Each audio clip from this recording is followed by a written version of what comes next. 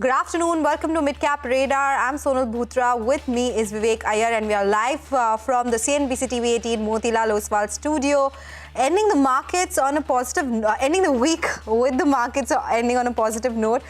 For today, at least so far, Nifty is above the 25,100 mark. That's been a comfortable level that Nifty is hovering around as well. Midcap's doing well, but slightly underperforming the benchmarks. But yes, advance decline ratio largely in favor of the advances right now. Largely in favor of the advances. Good afternoon, Sonal. The important part is if we manage to hold on to these gains, it will be 8 straight sessions of gains for the Nifty. And that will be something that the street really will cheer. We have a lot lined up on the show, an important corporate conversation as well. So let's start off with the top headlines. Stocks trade firm after hope of a Fed rate cut keeps US equities upbeat. Financial services and autos notched some gains while FMCG and PSU banks soften. Midcaps lag. Shares of JBM Auto zoom after subsidiary JBM Ecolife Mobility secures funding worth $100 million from the International Finance Corporation to purchase and operate electric buses.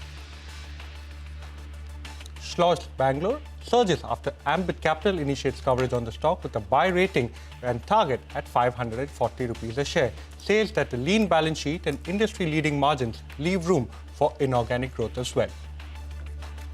GAIL in focus. There's a Citi note with a buy rating. Target price of 220 rupees a share. They say that GAIL is looking at listing GAIL Gas, and if it goes through, it could unlock 5 to 6% of value for GAIL.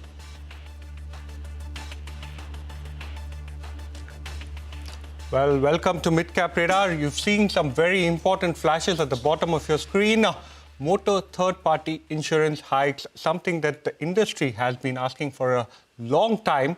Sources indicate to CNBC-TV18 that there could be a revision. Most likely, they are tracking to see whether there can be an upward revision. This will be an important development, especially for names like ICICI Lombard and GoDigit, companies that do business in this particular segment itself.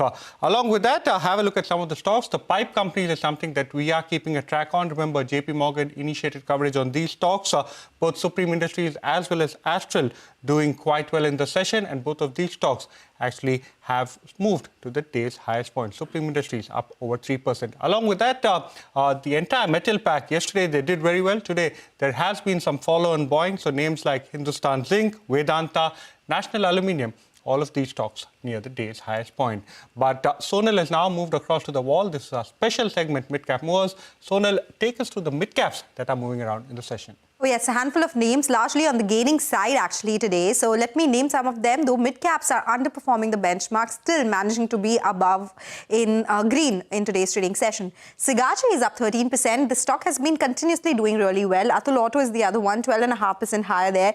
JBM Auto, we discussed it on the back of this investment coming in from IFC. The stock is up 12.5%. Hindustan Copper up 9%. We'll discuss it in greater detail in our Spotlight segment, what is leading to that big up move on that stock as well.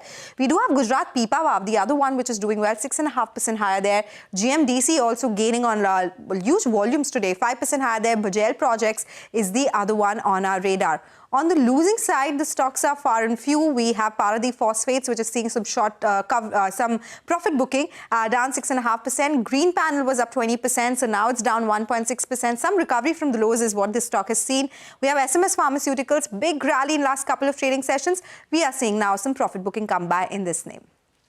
Thank you so much, Sonal, for taking us through all of the midcaps that are moving around in the session. It's a good time to welcome Hemant Kapadia from DR Chokli Finserv for a quick technical check on the market. Good afternoon, Hemant. Do you think we can notch 8 straight sessions of gains as far as the Nifty is concerned? What are your views from the market, at the current levels?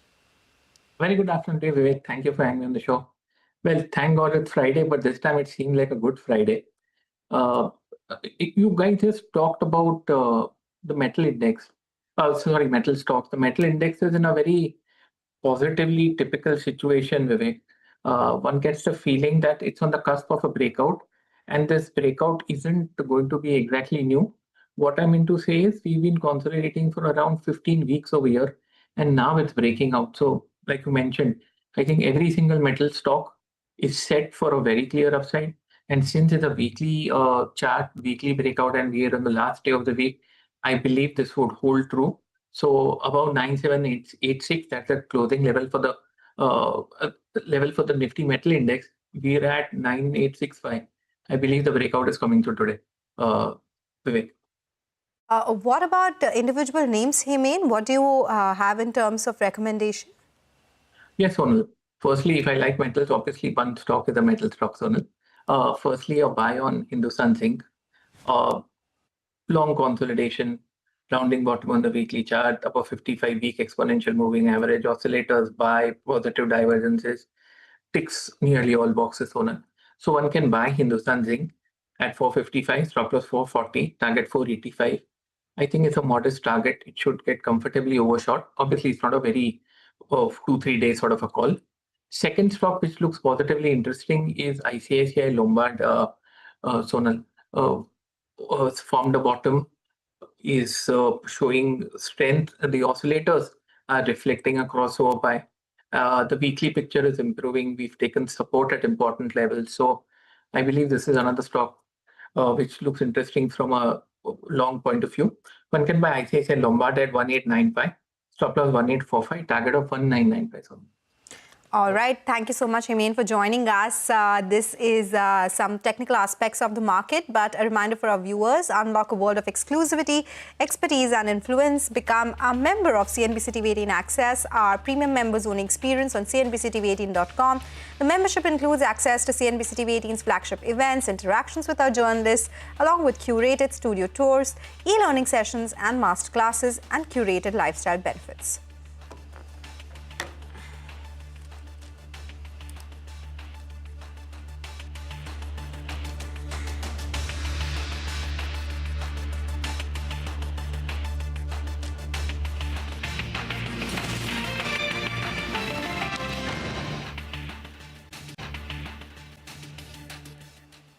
Welcome back. Sanathan Textiles is the stock on our radar. It has begun commercial production at their new Punjab plant.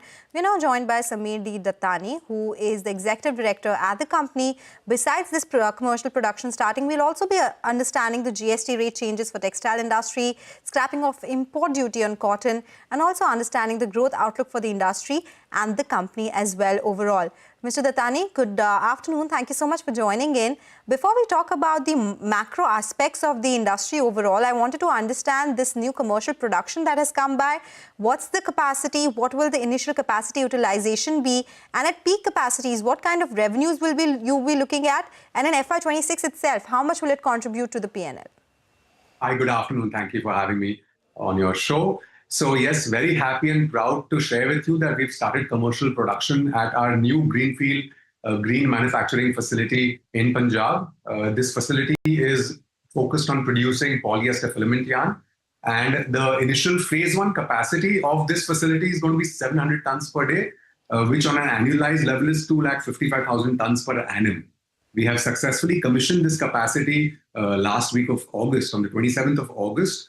And we started it at about 50% of the phase 1 capacity, about 350 tons per day. And we will slowly, over the next 3-4 months, be ramping this up to the entire phase 1 capacity of 700 tons per day. And I think in the next 3-4 months, we'll be at 100% installed capacity utilization of the first phase. Okay, so the total capacity, currently you're functioning at 50% capacity. What is the total PFI capacity for this particular plant once the entire plant comes on stream? And secondly, taking this into account, we believe that you had given an FY26 guidance, top line guidance in the range of 4,500 to 4,800 crore. Does that stay intact or would you change that?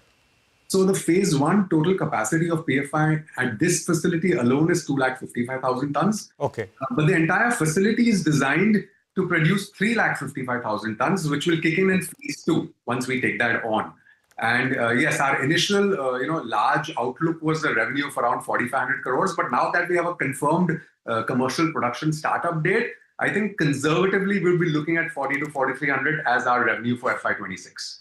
All right. And how much will be coming in from this facility itself in FY26? About 1,300 crores will be from this facility. And the Silvassa facility will continue to operate at its optimum installed capacity and give us a revenue same as last year, which is approximately 3,000 crores. All right. With this particular facility coming on stream, is it margin accretive in any sense? If you can explain what the difference would it make to your bottom line overall, and if you'll have additional costs as well in terms of depreciation. So what will the impact on bottom line be?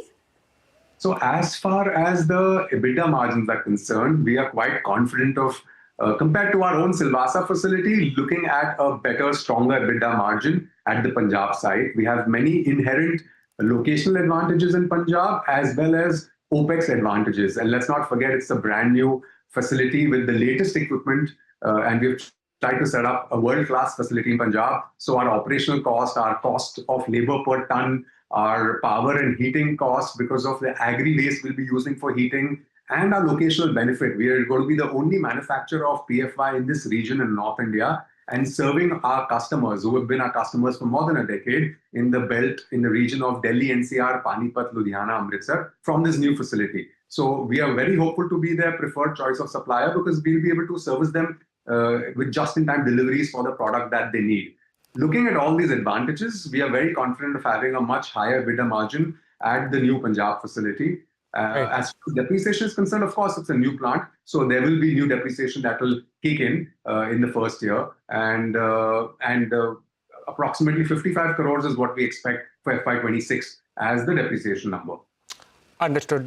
Samir, moving on, the other big development that's happened over the last fortnight has actually been the GST rate cut.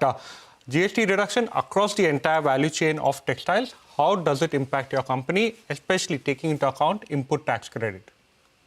So firstly, at an industry level, it's a fantastic improvement from the side of the government. Now we have one GST on yarn and fabric on the entire textile value chain. So I think this is going to help as far as the consumption is concerned. But as far as man-made fiber is concerned, we still remain status quo in the inverted duty structure because our raw materials, which are petrochemicals, still remain at 18%, whereas our yarn remains at 5%. So we still remain in the inverted duty structure. There's no change on that front. We were really hopeful and wishing that we would have an improvement and we would be at a net, same GST slab for input and output. But unfortunately, that's not come through as yet. But as an industry, for the textile industry and for consumption, it's a very, very positive improvement.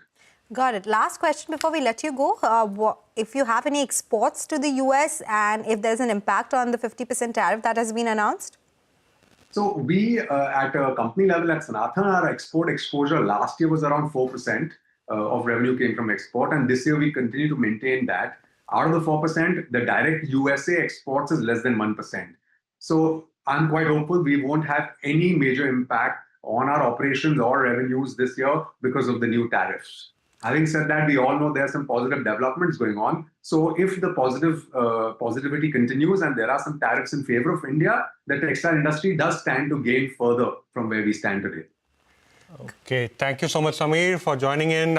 Wish you all the best, as you ramp up the new facility, and wish you all the best for the way forward as well. Well, we'll now slip into a short break, but before we do that, we'd like to remind our viewers to tune in to the all-new CNBC-TV18 Prime, bringing you insights from policymakers, business leaders, and economists shaping both the world and India's future. CNBC-TV18 Prime decodes global shifts and their impact on Indian businesses, giving you unparalleled insights. Tune into CNBC-TV18 Prime at 12 noon for the Global Reset, at 1 p.m. for the Big C, and for the Global Lens at 8:30 p.m.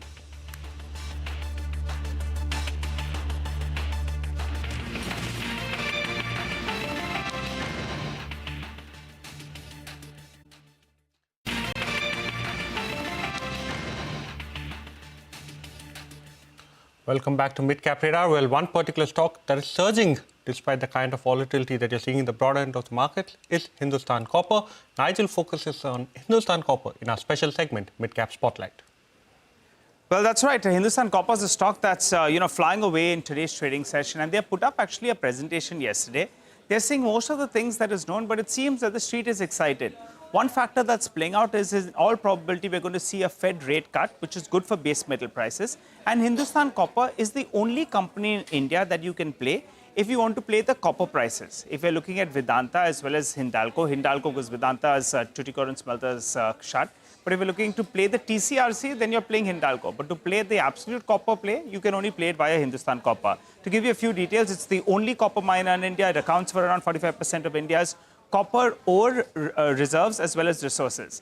Now, if you look at the per capita consumption, which is up for you on the screen, India is relatively lower in comparison to our peers. So what's being highlighted is there's immense potential from here on. Whether you talk about EVs, data centers, they all find their usage in, with regard to copper. So that's why India's per capita consumption could move up from here on. Moving to the company-specific details, well, they're looking at increasing their capacity by close to around 3 times. From currently around 4 million tons odd, they are looking to increase their capacity to around 12.2 million tons, which is encouraging. That's telling you that there is a growth plan from here on. Moving to the capital expenditure, they have put it in that presentation that for the next 5 to around 6 years, the total capex spend will be around 2,000 crores approximately. And they've already signed up various MOAs with Indian PSUs, whether it's RITES, whether it's IOCL, Coal India as well as GAIL. So we'll have to see what comes out from there. Basically, they have outlined their plan from here on, the capex, the capacity increase as well. In fact, we had the management who joined us around 20 days ago, and they gave us a few details. They say in terms of their volumes, that's likely to grow by around 20%. The margins are likely to hold at current levels, which is around 40% approximately. And in terms of their capex, they said around 3,500 crores is what they earmarked. So the bottom line is, Hindustan Copper buzzing in today's trading session. Valuation-wise, it's not cheap. But the presentation and the prospects of a rate cut seems to be exciting in the street. That's why the stock is flying away. Back to you.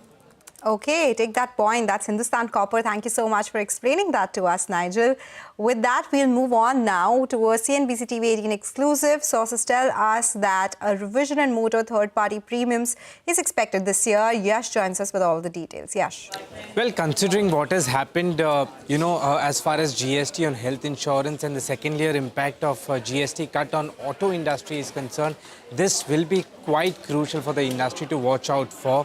That is the revision in the motor third-party premium. What we've been given to understand is that, it's taken some time, it's taken long, but a motor third-party premium is indeed expected to come for this year itself. The government is looking and working, in what fashion this hike in motor third-party premium can be executed and delivered to the industry.